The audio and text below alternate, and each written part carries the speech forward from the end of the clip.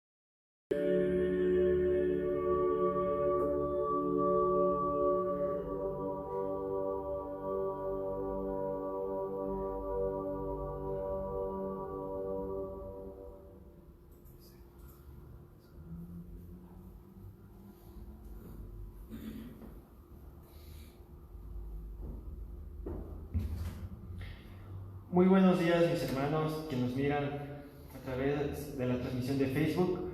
Hoy es domingo 19 de abril del 2020. Estamos en el segundo domingo de Pascua. Por lo demás, espero que tengan descargado su guía litúrgica para que me puedan ir siguiendo. Aclamemos. Aleluya, Cristo ha resucitado. El Señor ha resucitado de verdad. Aleluya.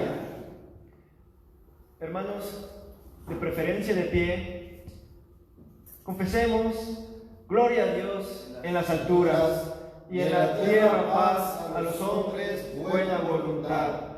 Te alabamos, te bendecimos, te adoramos. Gracias por tu grande gloria. Oh Señor Dios, Rey celestial, Dios Padre omnipotente, oh Señor, Hijo unigénito, Jesucristo, oh Señor Dios, Cordero de Dios, Hijo del Padre, que quitas los pecados del mundo, ten misericordia de nosotros. Tú que quitas los pecados del mundo, acepta nuestra oración. Tú que estás sentado a la diestra de Dios Padre, ten misericordia de nosotros. Porque tú solo eres santo, tú solo eres el Señor, tú solo eres altísimo, oh Cristo, con el Espíritu Santo, en la gloria de Dios Padre. Amén. Pero principalmente tenemos que alabarte, oh Señor, por la gloriosa resurrección de tu Hijo, nuestro Señor Jesucristo, pues Él es el verdadero Cordero Pascual, quien fue sacrificado por nosotros y ha quitado los pecados del mundo. Por su muerte ha destruido la muerte, y por su resurrección a la vida ha conquistado para nosotros la vida eterna. El Señor sea con ustedes. Y con tu espíritu. Dios Todopoderoso y Eterno, que en el misterio pascual has establecido el nuevo pacto de la reconciliación, concede a todos los que nacen de nuevo en la comunión del cuerpo de Cristo, que manifiesten en sus vidas lo que por fe profesan. Por Jesucristo nuestro precioso Señor, que vive y reina contigo, y el Espíritu Santo, un solo Dios, por los siglos de los siglos. Amén.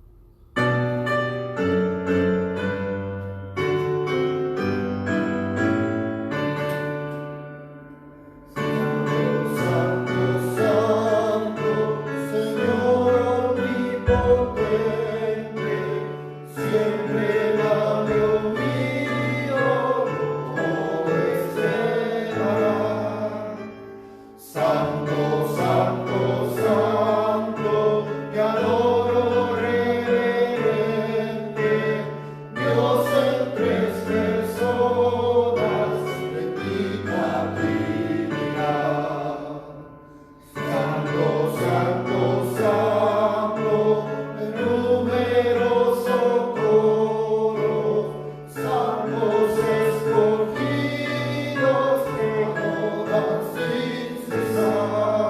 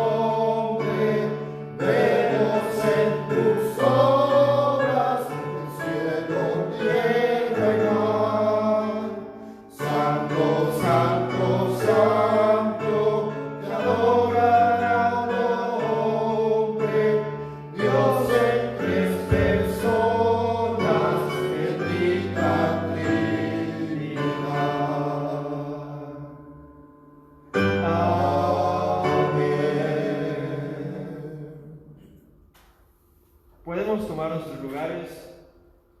Oh Dios omnipotente, para quien todos los corazones están manifiestos, todos los deseos son conocidos y ningún secreto se haya encubierto.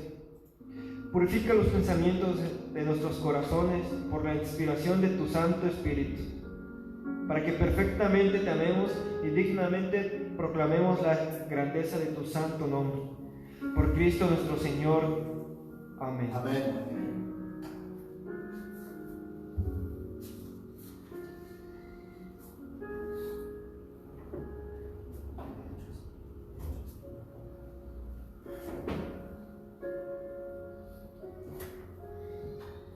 Lectura del libro de Hechos.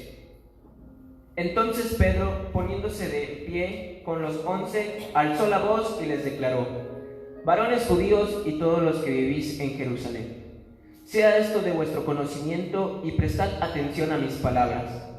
Varones israelitas, escuchad estas palabras. Jesús el Nazareno, varón confirmado por Dios entre vosotros con milagros, prodigios y señales que Dios hizo en medio de vuestro a través de él. Tal como vosotros mismos sabéis, a este entregado por el plan predeterminado y el previo conocimiento de Dios, clavasteis en una cruz por agonía, por manos de impíos lo matéis, a quien Dios resucitó poniendo fin a la agonía de la muerte, pues esto que no era posible que él quedara bajo el dominio de ella. Porque David dice de él: veía siempre al Señor en mi presencia, pues está a mi diestra, porque yo no sea conmovido. Por lo cual mi corazón se alegró y mi lengua se regocijó, y aún hasta mi carne descansará en esperanza. Pues tú no me abandonarás mi alma en el Hades, ni permitirás que tu santo vea corrupción. Me has hecho conocer los caminos de la vida, me llenarás de gozo con tu presencia. Hermanos de la patriarca David, os puedo decir confiadamente que murió y fue sepultado, y su sepulcro está entre nosotros hasta el día de hoy. Pero siendo profeta y sabiendo que Dios le había jurado sentar a uno de sus descendientes en su trono, miró hacia el futuro y habló de la resurrección de Cristo, que no fue abandonado en el Hades, ni su carne sufrió corrupción. A este Jesús resucitó Dios, de lo cual todos nosotros somos testigos. Esto es palabra de Dios. Demos gracias a Dios. Lección.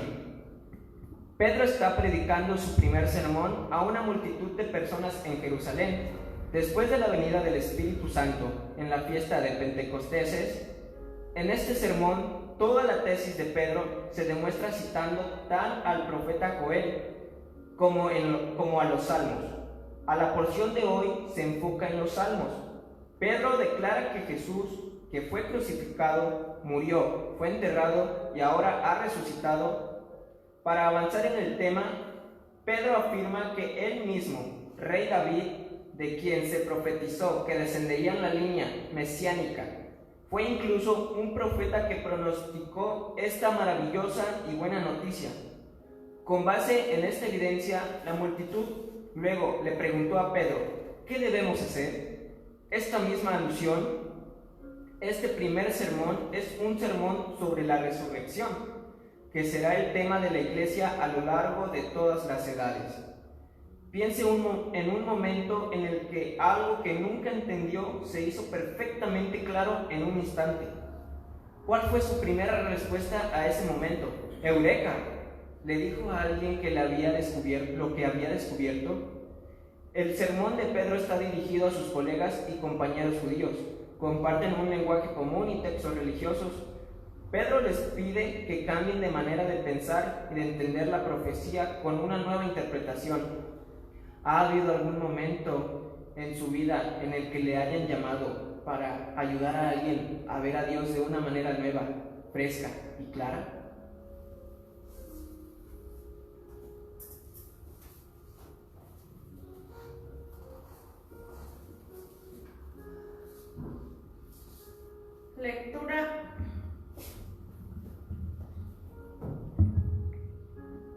Lectura del Salmo 16. Protégeme, oh Dios, pues en ti me refugio. Yo dije al Señor, tú eres mi Señor, ningún bien tengo fuera de ti. En cuanto a los santos que están en la tierra, ellos son los nobles, en quienes están toda mi delicia. Se multiplicarán las aflicciones de aquellos que han corrido tras otro Dios. No derramaré yo sus libaciones de sangre, ni sus nombres pronunciarán mis labios. El Señor es la porción de mi herencia y de mi copa. Tú sustentas mi suerte, las cuerdas cayeron para mí en lugares agradables. En verdad, mi herencia es hermosa para mí. Bendeciré al Señor que me aconseja.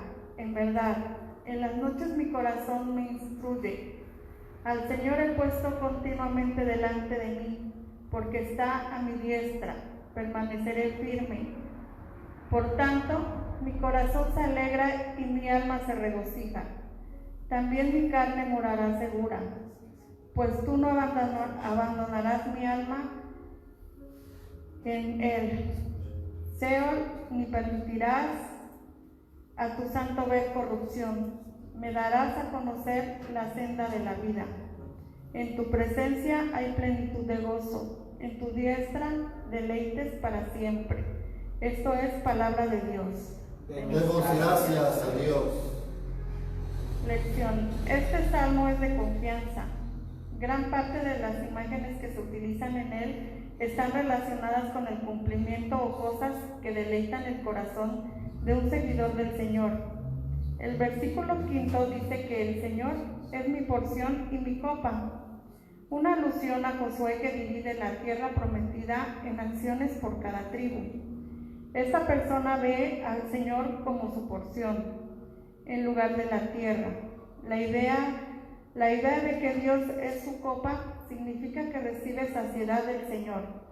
Podemos deducir dos cosas. Primero, el Salmo puede haber sido escrito por un levita, ya que a los levitas no se les dio una porción de tierra para sustento y comida, ya que eran los sacerdotes que ministraban en el templo.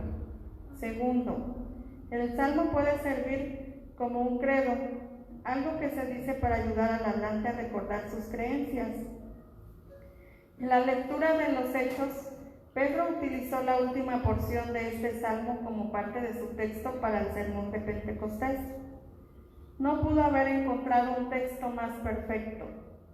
Jesús, que confió perfectamente en Dios, recuerda el huerto de Getsemaní y la oración por dejar pasar la copa del sufrimiento. Ha pasado por la muerte a la nueva vida. Pedro utiliza este salmo como una profecía de los eventos que acaban de ocurrir unos 50 días antes. ¿Puede alguien pensar mejor mensaje que no me abandonarás en la tumba? Piense en un momento en el que su vida fue completamente sacudida. Podría ser una muerte, un desastre financiero o un problema de salud grave. ¿Qué hay en este salmo que podría ayudar a alguien que se encuentra en estos momentos de sacudidas de fe? El versículo 8 dice que Dios está a mi diestra. ¿Qué significa tener a Dios a su diestra?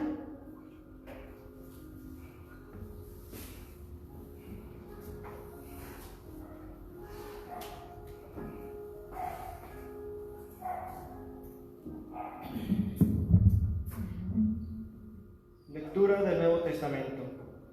Bendito sea el Dios y Padre nuestro, Señor Jesucristo, quien según su gran misericordia nos ha hecho nacer de nuevo a una esperanza viva, mediante la resurrección de Jesucristo de entre los muertos, para obtener una herencia incorruptible, inmaculada y que no se marchitará, reservada en los cielos para vosotros, que sois protegidos por el poder de Dios mediante la fe, para la salvación que está preparada para ser revelada en el último tiempo, en lo cual os regocijáis grandemente, aunque ahora, por un poco de tiempo, si es necesario, seáis afligidos en diversas pruebas, para que la prueba de vuestra fe, más preciosa que el oro que perece, aunque probado por el fuego, sea hallada que resulte en alabanza, gloria y honor en la revelación de Jesucristo, a quien sin haberle visto le amáis, y a quien ahora no veéis, creéis en él, y os regocijáis grandemente con gozo inefable y lleno de alegría, obteniendo como resultado de vuestra fe la salvación de vuestras almas. Esto es palabra de Dios. Demos gracias a Dios. El primer capítulo de esta carta es una declaración de alabanza a Dios por su misericordia, gracia y don de la salvación. La salvación se ve como una esperanza viva y como una herencia que no puede destruirse, ni marchitarse, ni mancharse. Es eterna. Incluso a través del sufrimiento o las dificultades, Dios es fiel. Parte del pasaje es difícil de descifrar. ¿Qué significa ser más precioso que el oro que es probado por medio del fuego? El oro se purifica en el fuego, lo que lo hace más valioso. Entonces, ¿qué dice esto acerca de nuestra fe? ¿El sufrimiento produce fe o el sufrimiento demuestra fe? La respuesta probablemente varía mucho de persona a persona y según las circunstancias. Pero Pedro nos pide que recordemos que nuestra fe se revela mediante la alabanza y la adoración a Jesucristo, nuestro Señor resucitado. ¿Cómo nosotros, como cristianos, demostramos una esperanza viva en Jesucristo? Especialmente cuando nos enfrentamos a las luchas y los trabajos diarios de este mundo.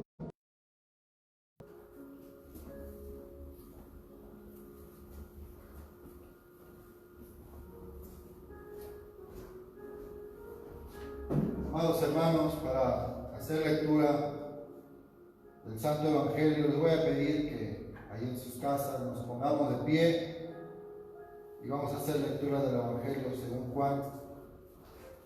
Entonces, al atardecer de aquel día, el primero de la semana, y estando cerradas las puertas del lugar donde los discípulos se encontraban por miedo a los judíos, Jesús vino y se puso en medio de ellos y les dijo: paz a vosotros. Y diciendo esto, les mostró las manos y el costado. Entonces los discípulos se regocijaron al ver al Señor. Jesús entonces les dijo otra vez: paz a vosotros.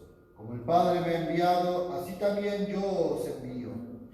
Después de decir esto, sopló sobre ellos y les dijo: recibid el Espíritu Santo. A quienes perdonéis los pecados, estos les son perdonados.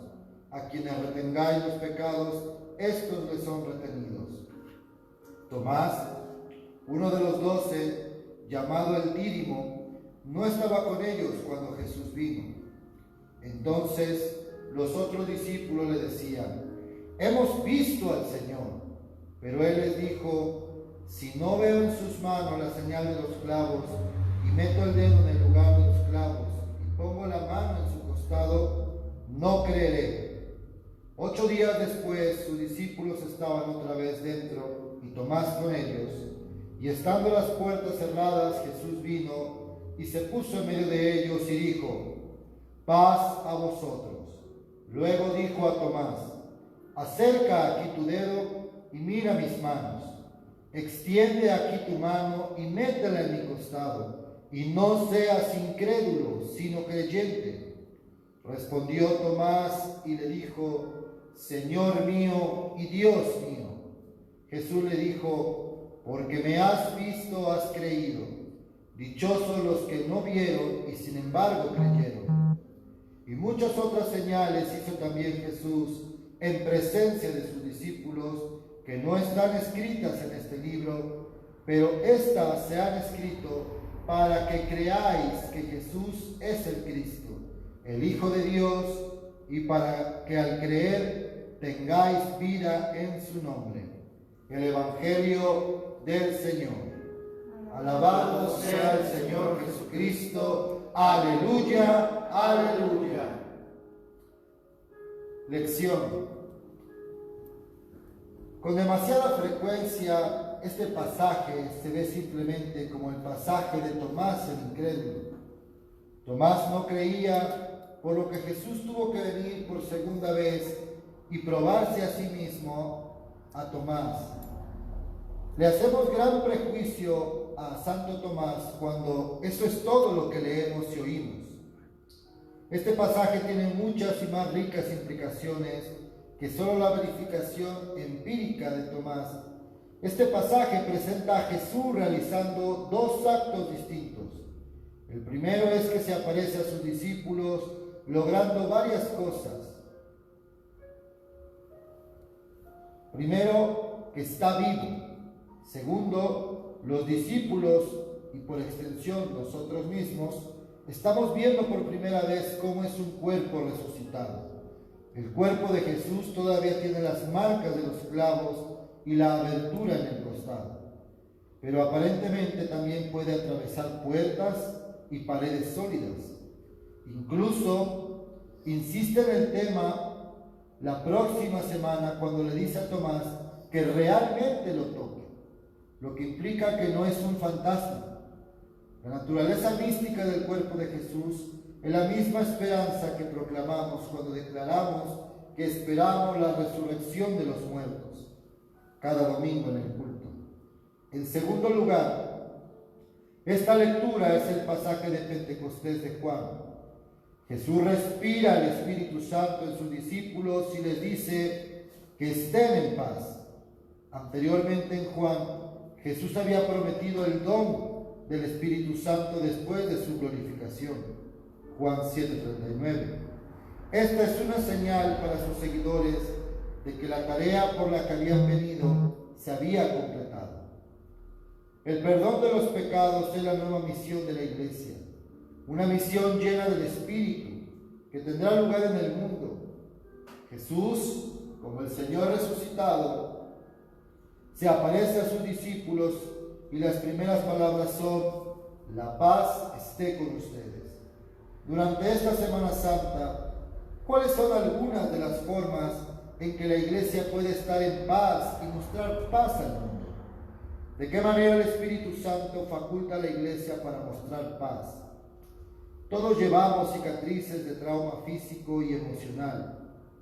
¿Cómo se puede resucitar estas cicatrices y usarlas para demostrar que Dios perdona los pecados y que nosotros también debemos ser personas centradas en la reconciliación?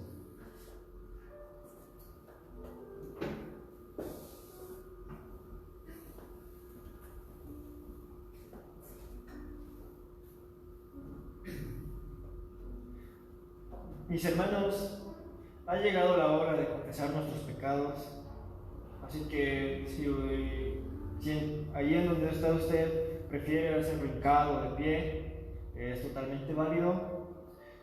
Mis muy amados hermanos, nos hemos reunido en la presencia de Dios Todopoderoso, nuestro Padre Celestial, a fin de proclamar su alabanza, escuchar su santa palabra y pedirle para nosotros y los demás aquellas cosas que son necesarias para nuestra vida y nuestra salvación, con el propósito de prepararnos en corazón y darle, arrodillémonos en silencio y con corazón contrito y obediente confesemos nuestros pecados a fin de recibir el perdón por su infinita bondad y su misericordia.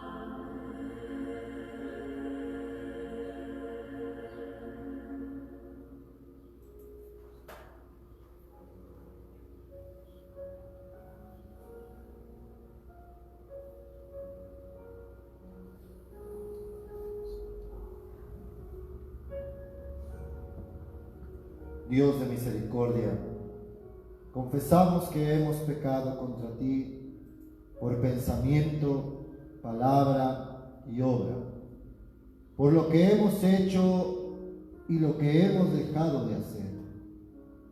No te hemos amado con todo el corazón, no hemos amado a nuestro prójimo como a nosotros mismos. Sincera y humildemente nos arrepentimos. Por amor de tu Hijo Jesucristo, ten piedad de nosotros y perdónanos. Así tu voluntad será nuestra alegría y andaremos por tus caminos, para gloria de tu nombre.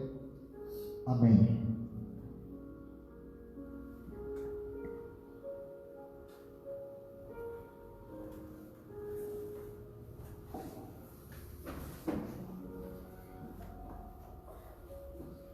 Oh Dios omnipotente, nuestro Padre Celestial, en su gran misericordia, ha prometido el perdón de pecados a todos los que con sincero arrepentimiento y verdadera fe se vuelven a Él.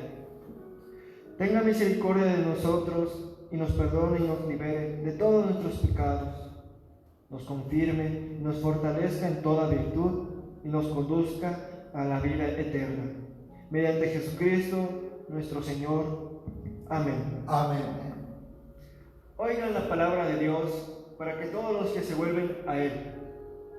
Si alguno peca, tenemos ante el Padre a un intercesor, a Jesucristo, el justo. Él es el sacrificio por el perdón de nuestros pecados, y no solo por los nuestros, sino por los de todo el mundo. Bendito sea nuestro Señor. Mis hermanos, a la distancia, los que estamos presentes, les enviamos un abrazo, un beso a todos nuestros hermanos que están a la distancia, y deseamos con un corazón sincero pronto vernos, pronto estrechar una mano, darnos la paz. Que la paz, mis hermanos, la paz del Señor, que sobrepasa todo entendimiento, sea con todos ustedes. La paz sea contigo.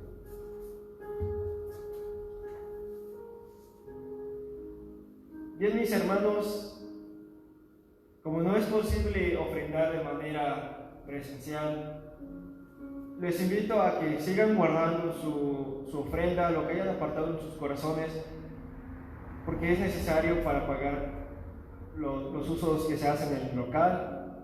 Así que, mis hermanos, esto tengamos en cuenta siempre, apartemos un poco de lo que nos da el Señor y hagamos una oración por nuestras ofrendas, por nuestro trabajo, por nuestras familias. Tuya, oh Señor, es la grandeza y el poder y la gloria. Es tuya la victoria y la majestad, porque todas las cosas que están en los cielos y en la tierra son tuyas, oh Señor. Tuyo, Padre, es el reino, y tú estás por encima de todo. Y todo lo que te hemos dado, de ti lo hemos recibido.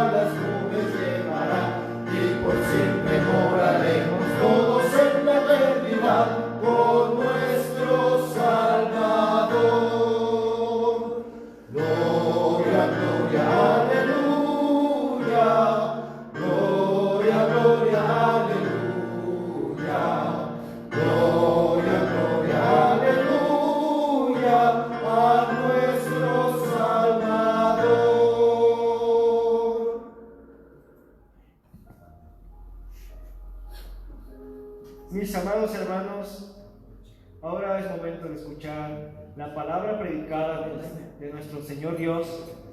Así que les pido que hagamos una oración, que me acompañen a orar por el hermano que va a predicar, por nosotros que necesitamos escuchar su palabra, que necesitamos además guardar y ponerla en práctica. Oremos, mis hermanos. Concédenos, oh Señor, espíritu de sabiduría, un espíritu de inteligencia, de consejo y de poder, espíritu de conocimiento y de temor de ti. Oh Señor nuestro, haznos entender diligentemente tu mensaje. Trae sabiduría a nuestro espíritu. Al abrir tu Biblia inspirada, muéstranos la senda a seguir, instrúyenos en tu justicia, enséñanos tu verdad. Corrige nuestros caminos torcidos y quebranta nuestro espíritu. Que tu palabra vive en nosotros, nuestra dependencia de ti, y fortalezca nuestra esperanza en tu regreso.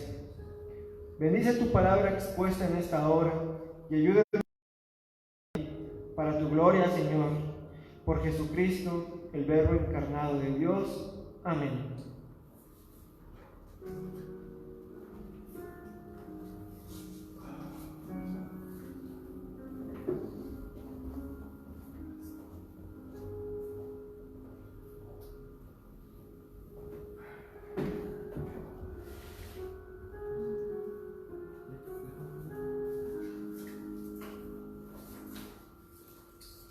Buenos días, mis amados hermanos.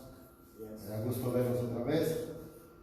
En este día vamos a escudriñar la palabra del Señor, y en este segundo domingo de Pascua nos toca la lectura o la porción de la Escritura que encontramos en el Evangelio según San Juan, que hace rato leímos también. En el capítulo 20, del versículo 19 al 31, y voy a volver a hacer lectura, hermanos. Espero que también ahí en sus casas ustedes puedan guiarse con sus Biblias, ¿sí? Ya sea que la busquen ahí en digital o la tengan físicamente. Juan 20, 19 al 31. Ese domingo, al atardecer, los discípulos estaban reunidos con las puertas bien cerradas, porque tenían miedo de los líderes judíos. De pronto, Jesús estaba de pie en medio de ellos. La paz sea con ustedes, dijo. Mientras hablaba, les mostró las heridas de las manos y su costado. Ellos se llenaron de alegría cuando vieron al Señor. Una vez más les dijo: la paz sea con ustedes. Como el Padre me envió a mí, así yo los envío a ustedes. Entonces sopló sobre ellos y les dijo: reciban al Espíritu Santo. Si ustedes perdonan los pecados de alguien, esos pecados son perdonados. Si ustedes no los perdonan, esos pecados no son perdonados. Tomás, uno de los 12 discípulos al que apodaban el gemelo, y en algunas traducciones dice el dídimo, no estaba con nosotros cuando Jesús llegó. Ellos le contaron: hemos visto al Señor. Pero él respondió: no le creeré a menos que vea las heridas de los clavos en sus manos, meta mis dedos en ellas y ponga mi mano dentro de la herida de su costado. 8 días después los discípulos estaban juntos de nuevo, y esta vez Tomás se encontraba con ellos. Las puertas estaban bien cerradas, pero de pronto, igual que antes, Jesús estaba de pie en medio de ellos y dijo: la paz sea con ustedes. Entonces le dijo a Tomás: pon tu dedo aquí y ve. Amados hermanos, vamos a hacer de nuevo, y voy a pedirles que también en sus casas ustedes me ayuden. Vamos a ir delante de Dios en oración para pedirle discernimiento a Dios, porque verdaderamente su palabra es santa y debemos tener todo el cuidado, todo el amor y todo respeto hacia su bendita palabra. Vamos a orar, hermanos. Amado Padre, te doy gracias, Señor, por la oportunidad de estar aquí delante de todos mis hermanos. Gracias, Señor, por todos aquellos que hoy nos están viendo, Señor, en vivo. Ahí, Señor, resguardados en sus casas, creyendo, Señor, que pueden y están teniendo comunión, Señor, con tu verdadera iglesia, mi Dios. Así como hoy en día muchos en el mundo, Señor, que pertenecen a tu verdadera iglesia, están proclamando tu nombre, Señor, y exaltando, mi Dios, tu gloria. Padre eterno, vengo delante de ti a suplicarte que seas tú, Señor, quien provea las palabras de sabiduría, de entendimiento, de discernimiento para mí y para mis hermanos, Señor, que me están viendo y los que están aquí presentes, Señor. Padre, abre toda duda, Señor, en mi mente, en la mente de mis hermanos. Despeja, Señor, toda nube de incredulidad, Señor, y ayúdanos, Señor, a creer que tú eres el Hijo de Dios y que tú moriste en esa cruz, Señor, y derramaste tu sangre por el perdón de los pecados de todos aquellos que tú elegiste, Señor. Padre Santo, que la gloria sea únicamente para ti, jamás, jamás para los seres humanos, Señor. La gloria sea a ti, en el nombre de Cristo Jesús. Amén. Amados hermanos, este domingo, segundo domingo de Pascua, la escritura a estudiar es el Evangelio de Juan. Y es en esta porción de la escritura donde podemos encontrar que se habla de un tema existente y recurrente en el pueblo de Dios a lo largo de toda la creación. Me estoy refiriendo a la incredulidad. Cuando leemos esta porción de la escritura, y ya lo acabamos de hacer, lo primero que salta a la vista es la dificultad de uno de los apóstoles para creer la maravillosa noticia que el resto de sus compañeros le ha contado. Hemos visto al Señor. A lo que él contesta con las ya famosas y muy conocidas palabras: si no meto mis dedos en sus manos, en sus heridas, si no meto mi mano en su costado, no creeré. O como comúnmente decimos, hasta no ver, no creer. La escritura nos sigue enseñando que 8 días después Jesús vuelve a aparecerse, pero se aparece de forma similar a ellos, y esta vez Jesús llama al incrédulo Tomás y lo invita a hacer las pruebas de veracidad que él mismo pidió. De Jesús, después de decirle que meta su dedo en sus manos y en su costado, lo reprende diciéndole: pon tu dedo aquí y mira, mete tu mano en la herida de mi costado, ya no seas incrédulo, sino que cree. Y es después de esto que nosotros podemos ver la ciertísima y ahora sí verdadera declaración de fe de parte de Tomás, cuando le dice: mi Señor y mi Dios. Ahora bien, casi siempre que hablamos de incredulidad en la Biblia, citamos al apóstol Tomás como un ejemplo de incredulidad. Eso, hermanos, a la verdad es un poco deshonesto y no es justo, hermanos, ya que verdaderamente no solo él dudó de la resurrección de nuestro Señor Jesucristo, y esto lo vemos relatado a través de varios pasajes de la escritura de los diferentes evangelios. Para hacerle un poco de justicia a Tomás, cuando los demás apóstoles le dicen: hemos visto al Señor, la verdad es que Tomás no tenía muchas evidencias de credulidad también de parte de sus hermanos. Pedro había negado al Señor. Todos los demás discípulos habían huido después del arresto del Señor. Nadie, a excepción de las mujeres y de Juan, estuvieron presentes durante la crucifixión del Señor. Nadie se ocupó del cuerpo del Señor para irlo a enterrar. ¿Cómo podría Juan, cómo podría Tomás creerle a sus hermanos? También podemos entender que esto es una situación que puede pasarnos a todos nosotros. Como creyentes, cuando hablamos del Señor, cuando damos testimonio del Evangelio, es creíble a través de nuestras vidas. Es creíble a través de cómo hablamos, de cómo nos conducimos en la vida, de cómo respondemos ante las adversidades que este mundo nos presenta, hermanos. La gente que está en el mundo, al escucharnos hablar de la esperanza en Cristo, puede creernos por las cosas que ve en nosotros, porque aún la Escritura y el apóstol Pedro escribió que podemos ganar a los incrédulos sin palabras, solamente con nuestra forma de ser, con nuestra forma de vivir, le escribe a las mujeres. Lo que podemos encontrar en los diversos evangelios es que no solo Tomás fue el que dudó, sino que todos dudaron ante la noticia de la resurrección del Señor.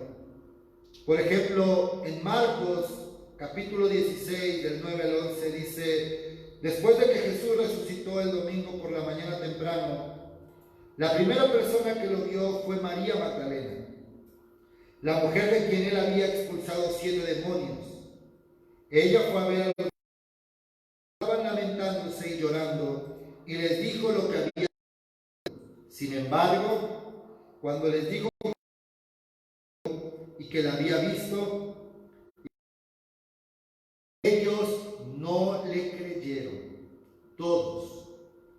Lucas 24, del 8 al 11 dice: entonces ellas recordaron lo que Jesús había dicho, así que regresaron corriendo de la tumba a contarle a los 11 discípulos y a todos los demás sucedido. Fueron María Magdalena, Juana, María la madre de Santiago y varias mujeres más quienes. Entonces los 11 discípulos salieron hacia Galilea y se dirigieron al monte que Jesús les había indicado.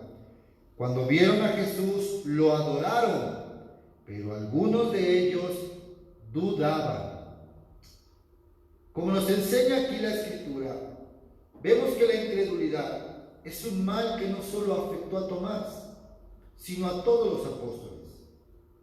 Y la verdad, hay que decir que también es un mal que afecta a todo el pueblo de Dios y por lo tanto a todo el mundo, hermanos. Todos en cierta medida estamos infectados, dañados y perjudicados por la incredulidad. No es una mentira y no es algo oculto que en la actualidad vivimos en un mundo bombardeado por ideas de incredulidad con respecto a todo lo que se llama Dios. Ya sea que hablemos de la existencia misma de Dios, la creación del mundo, la existencia del hombre y los seres vivos, o eventos naturales como huracanes, terremotos, rayos, etc. No es un secreto que toda la sociedad, lamentablemente también incluyendo al pueblo de Dios, al pueblo cristiano, se ha dejado influenciar por dichas ideas de incredulidad. Y ahí tenemos, por ejemplo, la teoría del Big Bang, de cómo se creó el universo, la teoría de Darwin de la evolución, de cómo el hombre saltó del mono al ser humano. Y la gente tiene miles de palabras más para referirse a lo que sucede en el mundo. Le llaman suerte, destino, karma. Usan toda serie de ideas con tal de escapar de la idea de Dios. Al grado de que la gente misma quiere reducir al cristianismo a una mera superstición o a una antigua creencia. Y aún, hermanos, todo aquel que se para valientemente a defender sus ideas y a defender al cristianismo, termina siendo ridiculizado y tachado de ignorante, de estúpido. Y aún hay que decir, y debo decirlo también, muchas veces a mí me ha pasado, que inclusive hemos llegado a sentir temor de hablar de Dios para no ser ridiculizados. Y eso, hermanos, es incredulidad. Porque si nosotros creyéramos firmemente, verazmente lo que profesamos, por lo menos cada domingo, que debemos hacerlo todos los días, hermano, no debería de haber en nosotros una pizca de duda de que Jesús es el Señor, de que Dios es el creador del cielo y de la tierra, de que Dios es el origen de toda criatura, de todo ser viviente, y de que Dios tiene el control de las cosas. El mundo entero está sumido en una nube oscura y densa de incredulidad. Y tal y como las estadísticas lo indican, son cada vez más los países que se suman a la lista con mayor número de personas que declaran abiertamente ser ateos, o por lo menos no pertenecer a ninguna corriente religiosa. Creen, pero no creen.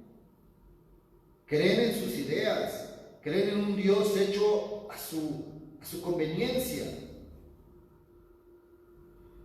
Para el mundo es más cómodo negar la verdad que abrazarla, hermanos. Es cierto, yo haciendo una pequeña búsqueda encontré algunas estadísticas y es alarmante ver cómo países, hermanos, que hace no mucho, 50 o 100 años, eran países con un fervor cristiano enorme, países europeos como Alemania, como Suiza, países no tan lejos, Norteamérica, Estados Unidos, que fue fundamentado en el cristianismo. Hoy en día son países que están muriendo, son países que están sumergidos en el ateísmo. 9 de cada 10 personas dicen no creer, o muchas no tienen la seguridad de lo que creen. Y es curioso, económicamente, intelectualmente, son los que rápidamente tienden a abandonar la verdad de Dios por aferrarse a su autosuficiencia, por creerse autosuficientes. Al ser autosuficientes, Dios. Es una tontería creer en Dios. Pero, amados hermanos, como les dije anteriormente, el problema de la incredulidad no ha sido exclusivo de los apóstoles de Jesús o del mundo actual. Si recordamos, en el libro de Éxodo podemos ver uno de los relatos de cómo el pueblo de Israel exasperó a Dios a causa de su incredulidad. Y aquí voy a permitirme citar a un pastor norteamericano llamado David Wilkerson, que en un pequeño artículo habló sobre el tema de la incredulidad y me pareció muy interesante, y quiero citarles, y cito: la incredulidad es el pecado que irrita a Dios. En Éxodo 17, Israel llegó al desierto llamado Sin. No había señal de agua apta para beber. Amargamente a Moisés: danos agua para que podamos tomar. Éxodo 17:2. Ellos trataron al escogido de Dios como si fuera su obrador personal de milagros. Sin embargo, ninguno de ellos acudió al Señor en oración. Nadie dijo: miren, Dios ha obrado muchos milagros de agua para nosotros. Partió el mar rojo para salvarnos de Faraón, y él largas de Mará. Seguramente que aquí también él proveerá agua potable para nosotros. Usted conoce el resto de la historia, dice el pastor. Dios dijo a Moisés que se pare delante de él. Cuando lo hizo, fluyeron ríos de agua más que suficiente para calmar la sed del pueblo. Pero el Señor puso un nombre a este episodio de incredulidad. Él llamó a aquel lugar Mashá, que significa provocación, y lo podemos traducir así como exasperado, harto, irritado. Dios está diciendo a Israel: tú me has exasperado totalmente con tu incredulidad. Por favor, dice el pastor, entienda, el Señor no estaba aquí solamente algo afligido. Él estaba exasperado hasta el punto de enojarse. Sin embargo, Él no fue provocado solamente con las quejas del pueblo. Era mucho peor que eso. Ellos lo habían acusado de abandonarlos en su prueba. Ellos habían dicho a Moisés: ¿por qué nos hiciste subir de Egipto para matarnos de sed a nosotros, a nuestros hijos y a nuestro ganado? ¿Está el Señor entre nosotros o no? Éxodo 17, del 3 al 7. Esta pregunta, ¿acaso no es una pregunta actual en la mente del mundo y lamentablemente también del pueblo cristiano? ¿Está el Señor entre nosotros o no? La deducción de ellos era: si Dios está con nosotros, ¿dónde está ahora?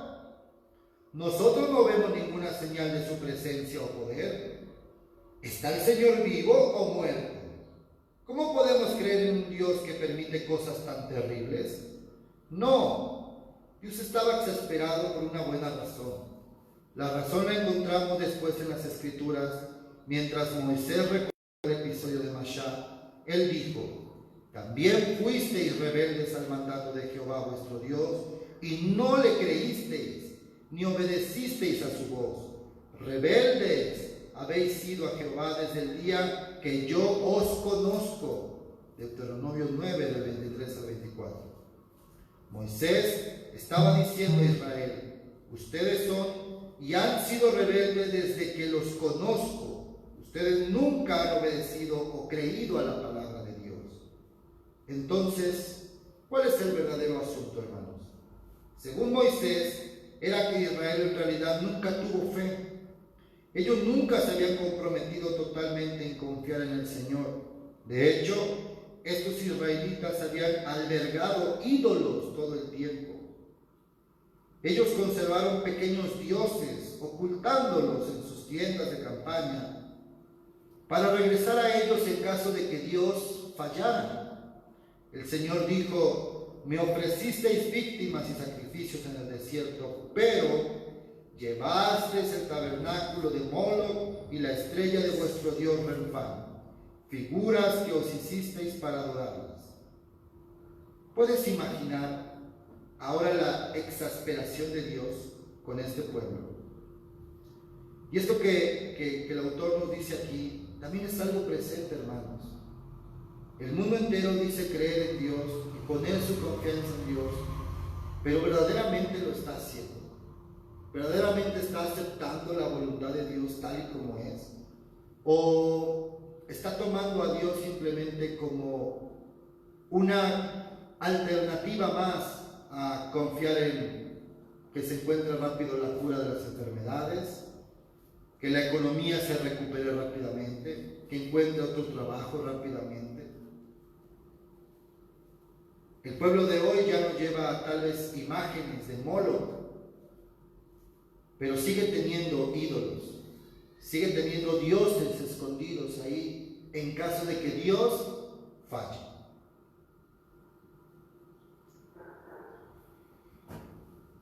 Fin de la cita. Como podemos ver, amados hermanos, la incredulidad ha estado presente en los seres humanos desde siempre. Todos podemos recordar lo que le sucedió a Adán y Eva en el huerto del Edén. No creyeron a las palabras de Dios. Aún teniendo un paraíso lleno de todos los deleites que podemos imaginar. Y hermanos, eso es lo menor de todo.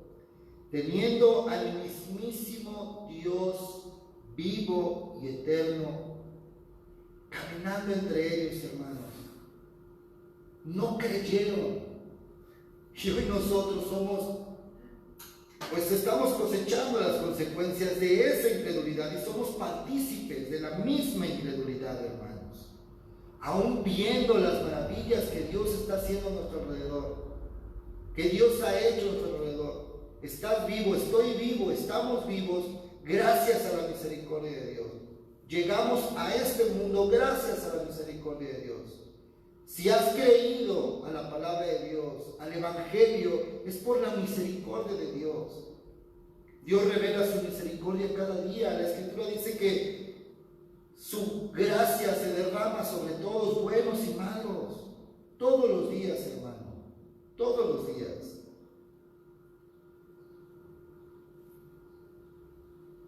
¿Cuáles son las consecuencias de no creer a las palabras de Dios?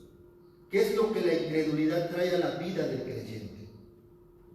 Primero, como vimos y como quise compartirles de lo que el pastor Wilkerson escribió, la incredulidad en el pueblo de Dios provoca al Señor. Nosotros podemos ver algunos ejemplos de cómo nuestro propio Señor Jesús exclama su enojo a causa de la incredulidad. En el Evangelio de Mateo, capítulo 17, del 14 al 21, vemos lo siguiente. Jesús, el contexto de esto es que Jesús está bajando del episodio de la transfiguración. Y cuando llegaron a la multitud, se acercó a Jesús un hombre que, arrodillándose delante de él, dijo: Señor, ten misericordia de mi hijo, porque es epiléptico y sufre terriblemente, porque muchas veces cae en el fuego y muchas en el agua. Lo traje a tus discípulos y ellos no pudieron curarlo. Jesús respondió: Oh generación incrédula y perversa, ¿hasta cuándo estaré con ustedes? ¿Hasta cuándo tendré que soportarlos? Tráiganlo acá. Jesús lo reprendió y el demonio salió de él, y el muchacho quedó curado desde aquel momento.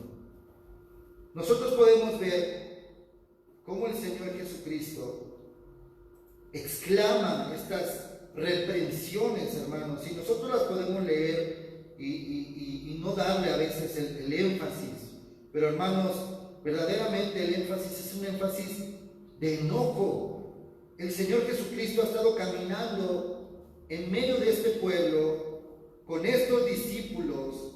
Él mismo les ha otorgado el poder, Él mismo los envió con poder a proclamar el Evangelio, a anunciar las buenas nuevas, que el reino de Dios ya se ha acercado. Les dio autoridad para expulsar demonios, y ellos aún así no pudieron. Y esto viene de parte de la incredulidad. La incredulidad nos paraliza, hermanos, nos inutiliza de hacer las cosas que Dios ya nos ha dado, ya ha hecho en nosotros. Estos hombres caminaron con Jesús, vieron lo que Jesús hacía, obraron maravillas. De la misma forma en que la actitud incrédula del pueblo de Israel en Éxodo 17, donde a pesar de las múltiples misericordias de Dios, la Escritura dice que el pueblo siguió murmurando y llamó a Dios ese lugar Mashá, que en hebreo se traduce como tentación o rencilla. Y según el diccionario, tentar se puede definir como poner a prueba a algo o a alguien. En este caso es a Dios mismo, pero nuestra incredulidad está proclamándole eso a Dios, lo está hablando de Dios. Es que nos aleja de la verdad del perdón de todos nuestros pecados. Al estar contaminados con este terrible pecado de incredulidad, hemos llegado a pensar que existen pecados o que les será más difícil perdonarnos. Esto nos lleva a una angustia constante y a un ir y venir en una vida atada a un pecado específico. Al no creer, al no conocer a Dios, hermanos, lo suficiente, de esa manera no podemos creer en que Él puede encargarse y puede perdonarnos. Nosotros no nos llenamos de Dios, hermano. nosotros no buscamos a Dios de la manera necesaria, de la manera que nosotros necesitamos. Dios no necesita que lo busquemos, porque naturalmente nosotros nunca vamos a buscar a Dios. Es Él el que vino a buscarnos a nosotros, es Él el que vino a morir por nosotros, para que ahora nosotros, a través de su gracia, de su bondad, de su misericordia, vayamos a buscarle a Él. Si nosotros no nos llenamos de Dios, hermano, si nosotros no creemos y vivimos esa creencia, no vamos a poder entender la verdad del perdón de Dios.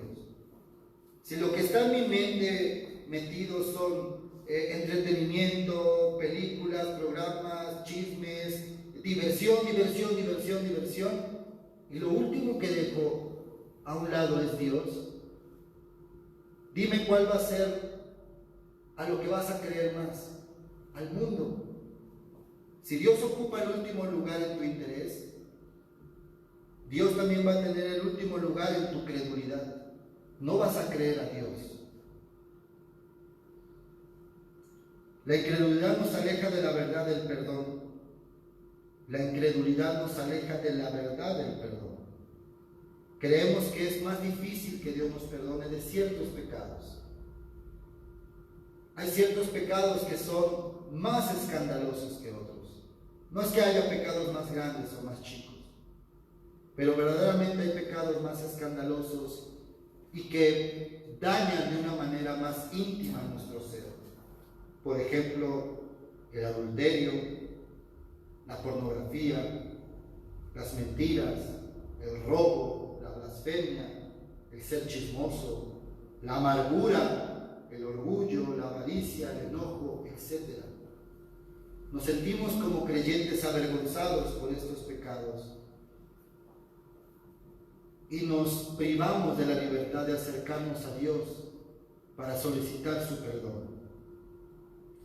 Simplemente nos hemos dado por vencidos y creemos que no podemos salir de esta situación. Así que la incredulidad nos lleva a ocultar estos pecados, porque al no creer que puedan ser perdonados, preferimos arrojarlos debajo de la alfombra de nuestra conciencia. En tercer lugar, la incredulidad nos lleva a querer escondernos de la presencia de Dios. Porque al saber los pecadores, hermanos, creemos que no somos merecedores de ir delante de Dios. Nos sentimos sucios, manchados. Y hermanos, yo debo confesarles que a mí mismo me llegó a pasar. Cuando volví a cometer ese pecado recurrente, yo sé que en la vida de muchos verdaderos creyentes hay pecados recurrentes, hermano. Situaciones que están muy arraigadas en nuestros corazones y las cuales son difíciles de tratar, pero no imposibles, hermano. Y muchas veces cuando volvemos a caer a ese pecado nos sentimos tan mal, hermanos, tan mal, y nos sentimos sucios, inmerecedores de ir y de doblar las rodillas. Pero ¿cómo me va a escuchar ahorita el Señor si acabo de pecar? No, ahorita no me va a escuchar el Señor. Mejor voy a portarme bien esta semana, y ya que sea yo merecedor de que Dios me escuche, entonces sí, voy, doblo mis rodillas y pido perdón. No, hermanos, no. Tenemos una seguridad de que Dios nos escucha. Y lo que estamos haciendo, una vez escuchaba al pastor Paul Washer decir que la confesión de una muchachita que cometía el pecado de ver pornografía y de estar en fornicación, que cada vez que ella cometía este pecado se sentía muy mal, en verdad, arrepentimiento genuino, remordimiento genuino venía a su corazón, pero ella se sentía sucia. Y ella le dijo algo que a mí me resuena mucho hoy. Ella misma se ponía en una caja de castigo. Ahorita estoy sucia, no me puedo acercar al Señor. Y en lugar de ir y doblar sus rodillas y clamar a Dios por su perdón, se alejaba más. Y esto es lo que yo quiero que veamos, hermanos. La incredulidad nos hace alejarnos de Dios. El no tener el conocimiento de que Dios, nuestro Dios Todopoderoso, es capaz de perdonarnos, hermanos, de todo pecado. Él ya nos perdonó pecados pasados, presentes y futuros. Él ya los clavó en esa cruz. Debemos creer eso. Cuando Cristo, clavado en la cruz, exclamó, consumado es, Él quería decir esto: todo está pagado. Y si todo ha sido pagado, ¿por qué seguimos comportándonos como si aún debiéramos hacer algo para ganar el perdón de Dios? Hermanos, hacer esto es ir en contra de la palabra de Dios. Es estar negando el principio del Evangelio. Como dice en Efesios 2, del 8 al 9, porque por gracia sois salvos por medio de la fe, y esto no es de ustedes, pues es un regalo de Dios. Por gracia sois salvos, hermanos. Gracia es un regalo. La gracia es un regalo. Tú no pides el regalo, mas sin embargo te lo dan. Tú no mereces el regalo, mas sin embargo lo recibes. El perdón de Dios es un regalo, hermanos. No lo merecemos, pero Dios, que no escatimó a su propio Hijo, nos lo da, hermanos. Ahora bien, la incredulidad nos quita la libertad que tenemos para creer en estas palabras y nos impide acercarnos para recibir el perdón. Simplemente porque no las creemos. No podemos creer que por gracia somos salvos. Hay un rasgo de incredulidad ahí que dice, no, yo tengo que tener que hacer algo. O sea, no solamente puede ser que Dios ya me perdonó, Dios derramó su gracia en mí, me ayudó a tener fe en Jesucristo y ahora soy salvo. No, yo tengo que hacer algo. Hay algo, aunque sea el 1%, tiene que venir de mí. No, hermanos. ¿Qué dice? ¿Qué sigue diciendo Efesios 2, del 8 al 9? No por obras, para que nadie se gloríe, hermanos. Nadie, hermanos, ninguno de nosotros y de ningún creyente a lo largo de la historia se va a poder parar delante de Dios y decirle, sí, tú me ayudaste, pero yo me esforcé, no, hermanos. Si Dios no tuviera todo mérito, Dios no sería todopoderoso, y si Dios no es todopoderoso, Dios no es Dios, y si Dios no es Dios, no sé qué estamos haciendo aquí. Creamos, hermanos. Es por gracia, no por obras. Primera de Juan, del 1 al 9, dice, si confesamos nuestros pecados, Él es fiel y justo para perdonar nuestros pecados y limpiarnos de toda maldad. De nuevo, si confesamos nuestros pecados, Él es fiel y justo para perdonar nuestros pecados y limpiarnos de toda maldad. No ir delante de Dios a pedir perdón es no creer que Él puede perdonarnos. Ir corriendo y escondernos, hermano, es estar negando que Dios es Dios o que Dios ha dicho lo que ha dicho. Es incredulidad. Regresando un poco a nuestro texto inicial, nosotros no vemos a Tomás, después de ver las heridas de Jesús y meter sus dedos en ellas, corriendo a esconderse, corriendo a esconder la cara de vergüenza y decir, bueno, voy a portarme bien ahora y voy a hacer esto para ganar de nuevo el favor de Jesús. No, hermanos. La acción inmediata de Tomás fue creer, doblar sus rodillas. Yo quiero verlo así, quiero creerlo así, doblar sus rodillas, exclamar, mi Señor, mi Dios. Él no corrió a esconderse. Él aceptó el perdón. El arrepentimiento de Tomás fue inmediato, pero también debemos señalar que la misericordia de parte de Jesús fue inmensa, hermanos. Porque vemos al Señor Jesús, no lo vemos llegar airado, decir, Tomás, ¿por qué no creíste? Mira, no, hermano, ven, Tomás, mete tu dedo, ven, Tomás, mete tu mano. Cree, Tomás, no seas incrédulo, cree. Con amor, hermanos, con paciencia. ¿No crees tú que el Señor Jesús tiene el mismo amor y la misma paciencia hoy en día para perdonarte? Tu incredulidad, mi incredulidad. De la misma forma, amados hermanos, cada uno de nosotros debemos tener la confianza de que podemos acercarnos al trono de la gracia en cualquier momento que así lo necesitemos. Cuando Jesús murió en esa cruz, el velo se rasgó. Ya no hay nada que nos impida acercarnos. Dice Hebreos capítulo 4, versículo 16, acerquémonos pues confiadamente al trono de la gracia para alcanzar misericordia y hallar gracia para el oportuno socorro. Acerquémonos pues para alcanzar misericordia ante el trono de la gracia. La palabra nos dice, vayan, hagan esto, ayunen 2 días, anden enlutados. Si bien, hermanos, pueden ser a veces expresiones físicas genuinas y sinceras en un creyente, porque sí, pasa, nos sentimos mal por haber pecado. No es un requisito que Dios nos lo esté pidiendo. Nosotros no ayunamos para mover la voluntad de Dios, para mover la lástima de Dios. Dios no necesita eso, hermano.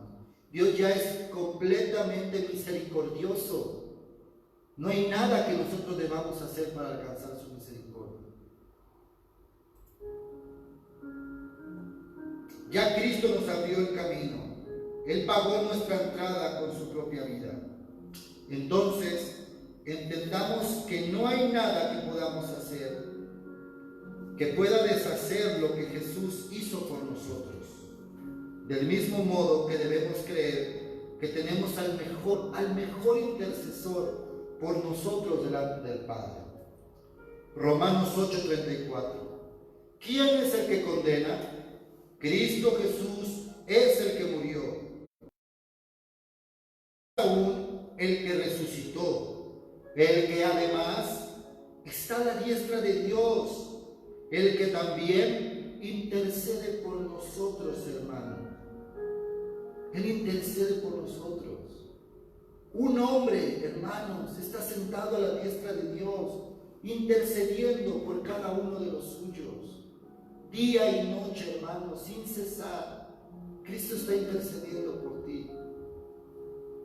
¿Crees que si Cristo, que dio su vida por ti y por mí en esa cruz, sin merecerlo, nosotros no lo merecemos, hermanos, no lo merecíamos y no lo mereceremos jamás?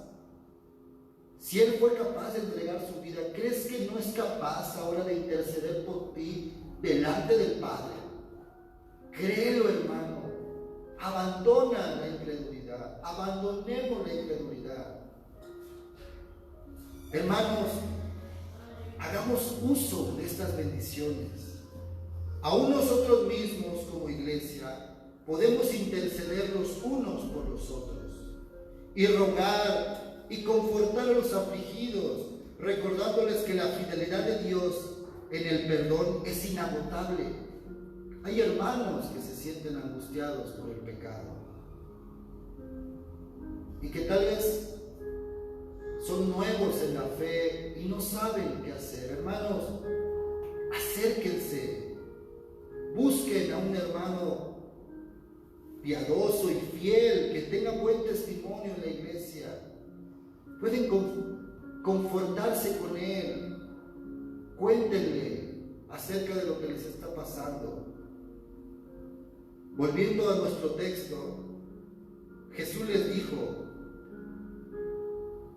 si ustedes perdonan los pecados, ahí en Juan 20:22, si ustedes perdonan los pecados de alguien, esos pecados son perdonados. Si ustedes no los perdonan, esos pecados no son perdonados. Es un llamado, hermanos. a la confesión, a la oración mutua, hermano. Y aún Santiago dice en el capítulo 5, 16, confiésense los pecados unos a otros y oren los unos por los otros, para que sean sanados. La oración ferviente de una persona justa tiene mucho poder y da resultados maravillosos. Hermanos, hagámonos, aferrémonos a todas las bendiciones y regalos que Dios nos está otorgando. No solo el perdón de nuestros pecados en esa cruz y la esperanza de la vida eterna, sino que ahora, hermanos, en nuestro caminar en fe en este mundo, Dios nos otorga herramientas de bendición para que nos hagamos de ellas. Si no puedes creer que Dios te escucha a ti, eso está bien. Pero no creer que Dios no puede escuchar a su propio Hijo unigénito, su único, su amado, eso es incredulidad, hermanos. Así que despójate de toda duda. Aun si llegares a creer que Dios no puede entender por lo que estás pasando, recuerda que tenemos a un sumo sacerdote que nos entiende en toda nuestra humanidad. Porque Él es humano, completamente humano, verdaderamente humano. Y vivió una vida real aquí en la tierra. Y solo Él puede entender. Amada hermana, si tú crees que lo que está pasando en tu vida es tan terrible, si el pecado que estás cometiendo es tan innombrable, o la situación que estás viviendo es irremediable, confía, como dice en Hebreos capítulo 4, versículo 15, porque no tenemos un sacerdote que no pueda compadecerse de nuestras debilidades, uno que fue tentado en todo según nuestra semejanza, pero sin pecado. Cristo puede entenderte, hermano. Cristo es Dios. Él fue tentado en todo. ¿Tú crees que Él no puede entender? Cree, hermano, que Él puede entenderte. Así que yo te exhorto, mi amado, a soltar ya esas cadenas de incredulidad que solo te están estancando en tu vida cristiana. Esas cadenas de incredulidad que te están trayendo dolor, amargura, tristeza, y que te están negando las riquezas, hermano, de la vida del creyente. Vive en plenitud de las promesas de salvación y libertad que Jesús hizo posible con su muerte en esa cruz. Deja de tratar de remediar las cosas por ti solo, porque si tú has creído al mensaje del Evangelio y has descansado en la persona de Jesús como tu único Señor y Salvador, esas promesas son tuyas, hermano. Obtén el perdón de tus pecados y el regalo de la vida eterna. Hermano, todas estas promesas son para ti. Todas estas promesas que yo te cité en las Escrituras son para ti, son para mí, hermano. Aferrémonos a ellas. Estas promesas son reales. Cree, hermano, que son reales y están vigentes ahora y al alcance tuyo. Para citar por última vez nuestro texto con el que iniciamos, podemos decir, al igual que el apóstol Juan, que toda la Escritura nos brinda testimonio de la obra de Jesús para creer a Él y a lo que hizo por nosotros. Juan 20, 31.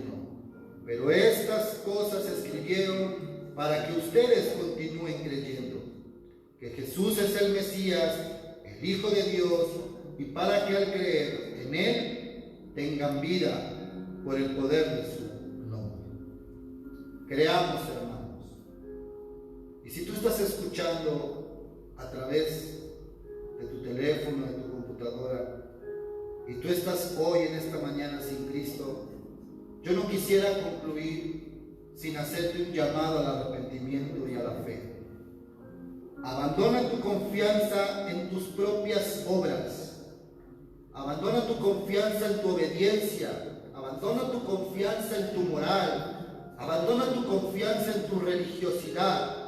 Te ruego, ampárate únicamente en la obra de salvación que Jesús hizo en la cruz del Calvario. Ven al Salvador humillado. Humíllate, hermano, clamando por misericordia. Clama por misericordia, y misericordia te será concedida en este mismo momento. Solo por gracia, solo por fe, solo por Cristo. Que el Señor bendiga su palabra y los bendiga a todos ustedes, amados hermanos. Muchas gracias.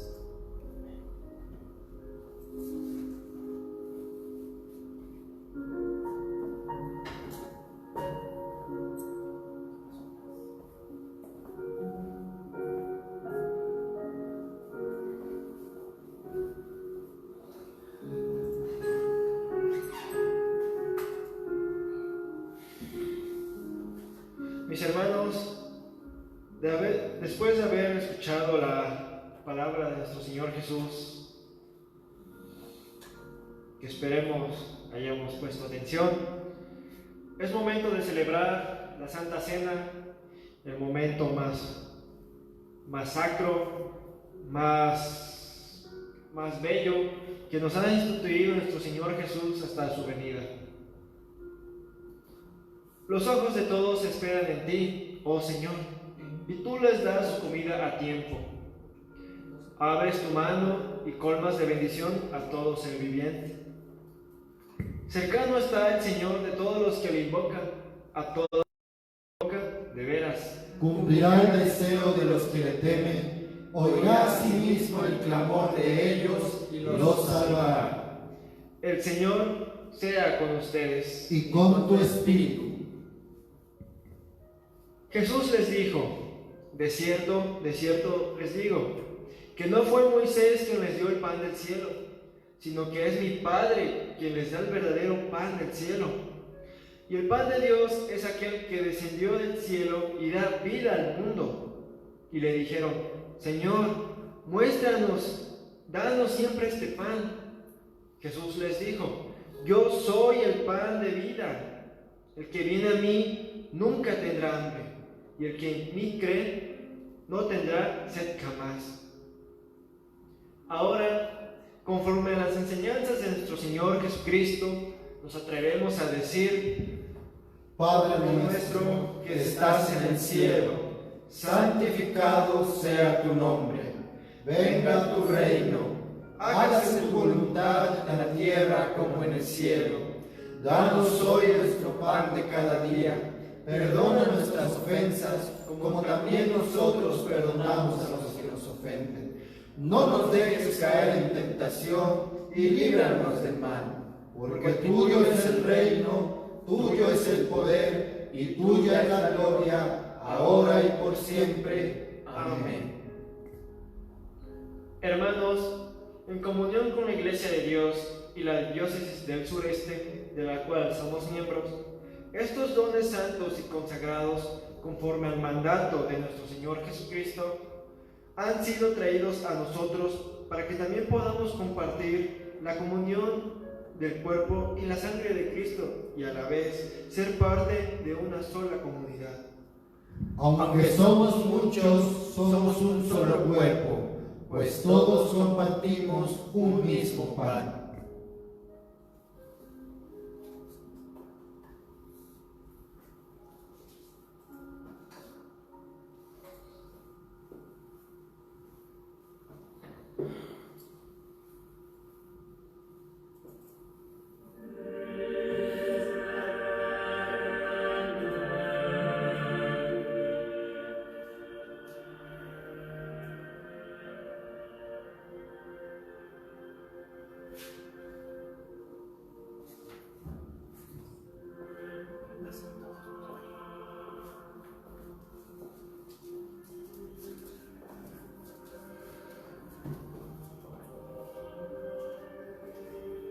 Iglesia de Cristo.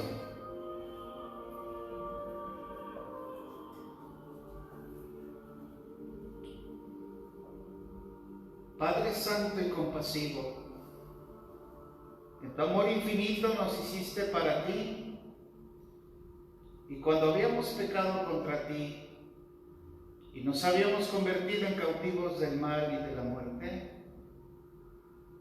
tú en tu misericordia enviaste a tu único Hijo Jesucristo al mundo para nuestra salvación.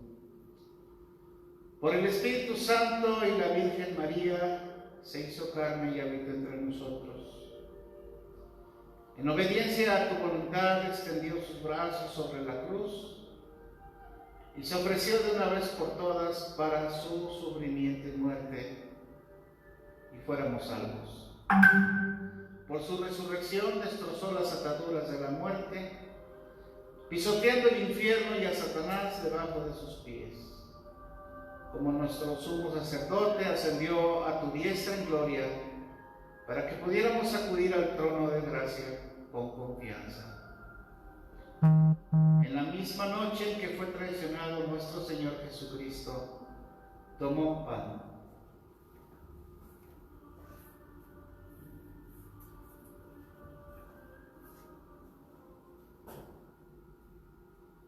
Y habiendo dado gracias, lo partió y se lo dio a sus discípulos diciendo: tomen, coman, este es mi cuerpo que será entregado por ustedes. Hagan esto en memoria de mí.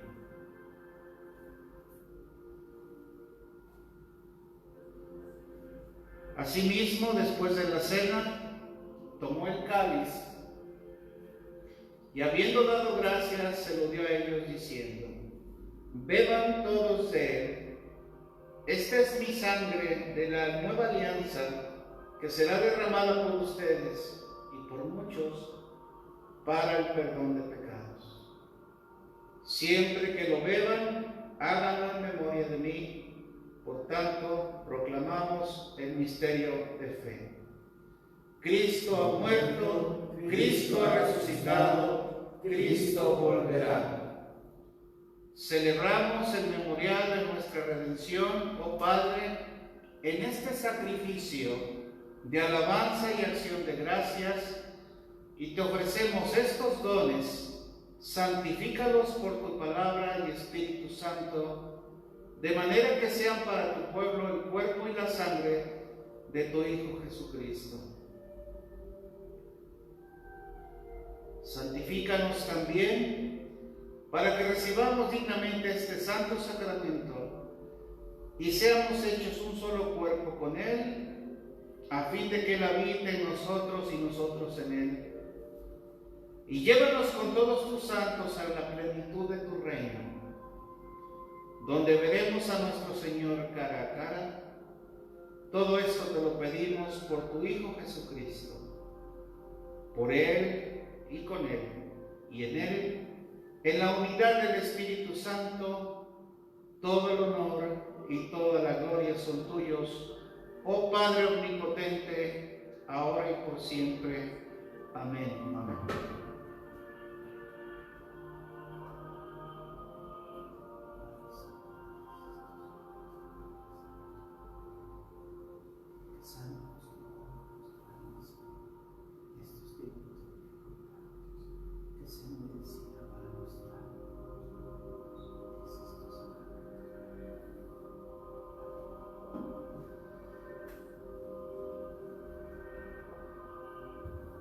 Guardemos el debido respeto al momento solemne.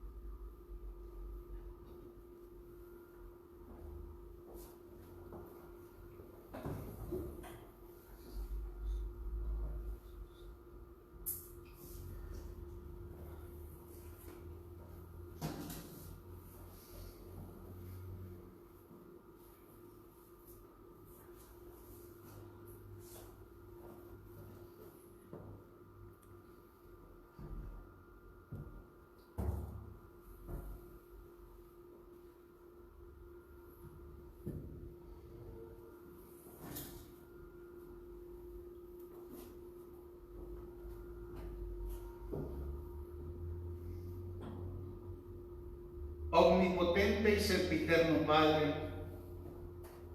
te damos gracias porque nos has nutrido con el alimento espiritual del preciosísimo cuerpo y de la sangre de tu Hijo, nuestro Salvador Jesucristo. Y porque nos aseguras en estos santos misterios que somos miembros vivos del cuerpo de tu Hijo y herederos de tu reino eterno.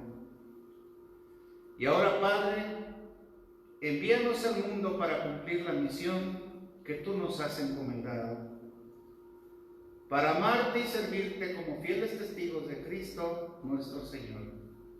A Él, a ti y al Espíritu Santo sea todo honor y gloria, ahora y por siempre. Amén. Amén.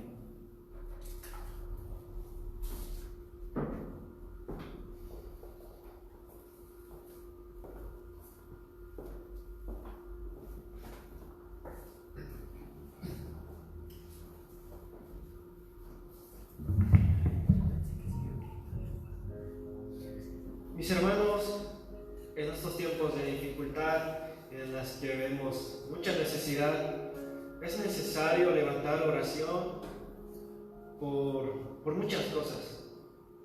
Así que con todo el corazón, con toda la mente, oremos al Señor diciendo: Señor, ten piedad. Por la paz de lo alto, por la misericordia de Dios y por la salvación de nuestras almas, oremos al Señor. Señor, ten piedad. Por la paz del mundo, por el bienestar de la Santa Iglesia de Dios y por la unidad de todos los pueblos, oremos al Señor. Señor, ten piedad. Por nuestro obispo y por todos los clérigos y laicos, oremos al Señor. Señor, ten piedad. Por nuestro presidente, por los gobernantes de las naciones y por todas las autoridades, oremos al Señor. Señor, ten piedad. Por esta ciudad, por todas las ciudades y comunidades y por todos los que viven en ellas, oremos al Señor. Señor, ten piedad. Por un clima apacible y por la abundancia de los frutos de la tierra, oremos al Señor. Señor, ten piedad. Por la buena tierra que Dios nos ha dado y por la sabiduría y el deseo de preservarla, oremos al Señor. Señor, ten piedad. Por todos los que viajan por tierra, mar o aire, oremos al Señor. Señor, ten piedad. Por los ancianos y discapacitados, los viudos y huérfanos, por los enfermos y los que yacen en el lecho del dolor, oremos al Señor. Señor, ten piedad. Por los pobres y oprimidos, por los desempleados e indigentes, por los encarcelados y cautivos, y por todos los que se acuerdan y cuidan de ellos, oremos al Señor. Señor, ten piedad. Por todos los que han muerto en la esperanza de la resurrección, y por todos los difuntos, oremos al Señor. Señor, ten piedad. Por la liberación de todo peligro, violencia, opresión y degradación, oremos al Señor. Señor, ten piedad. Por la absolución y remisión de nuestros pecados y ofensas, oremos al Señor. Señor, ten piedad. Para que terminemos nuestra vida en fe y esperanza, sin sufrimiento ni reproche, oremos al Señor. Señor, ten piedad. Defiéndenos, líbranos y en tu compasión protégenos, oh Señor, por medio de tu gracia. Señor, ten piedad. En la comunión de Comunidad de Gracia y la Diócesis del Sureste y de todos los santos, encomendémonos los unos a los otros y toda nuestra vida a Cristo, nuestro Dios. A ti, Señor, nuestro Dios.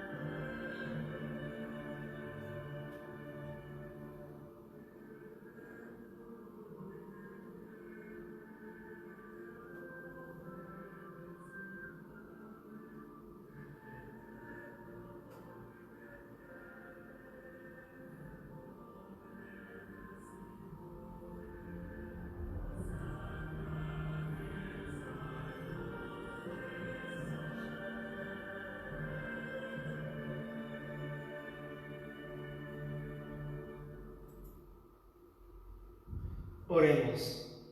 Padre Celestial, concede estas nuestras oraciones por Cristo Jesús, nuestro único mediador y abogado, quien vive y reina contigo y el Santo Espíritu, un Dios, ahora y por siempre.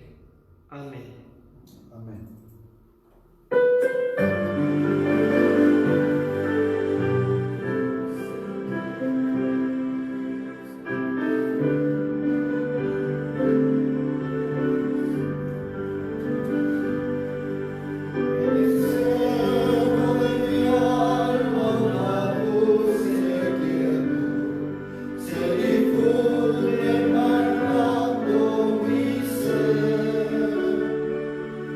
Un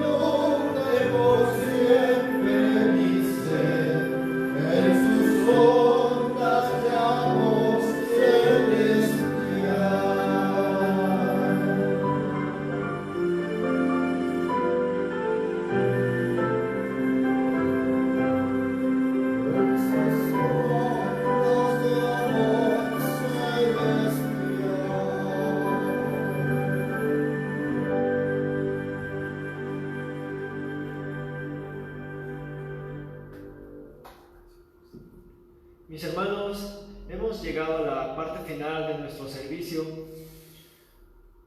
Es por ello que recibamos la bendición. Gloria a Dios, cuyo poder, actuando en nosotros, puede realizar todas las cosas infinitamente mejor de lo que podemos pedir o pensar. Gloria a Él en la Iglesia de generación en generación, y en Cristo Jesús por los siglos de los siglos. Amén. Vayan en paz para armar y servir al Señor.